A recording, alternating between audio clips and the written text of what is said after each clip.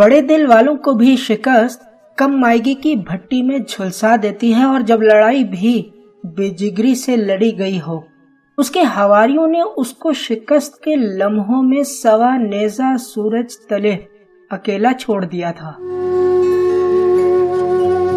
चारों तरफ उसने देखा तो वहां कोई भी न था, मां सिवाय उन चंद के जो बहुत दूर से उसकी शिकस्त को दुखी दिलों के साथ देख रहे थे,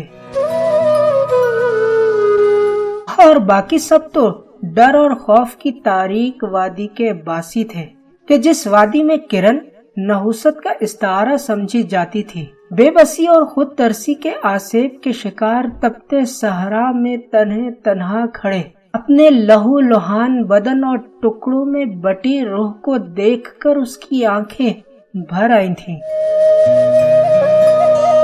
मगर उसने सदियों की प्यासी जमी को अपने आंसू न सौंपने का इरादा कर लिया था। उसने लाचारी के उन दो आंसुओं को अपनी मता समझ लिया था। फिर उसने ख्वाब देखे कि वही आंसू जो उसकी आंखों के पास अमानत थे, अपनी आखिरी जीत की खुशी के लम्हों में उसी मता से सारे कर्ज उतार दिए थे।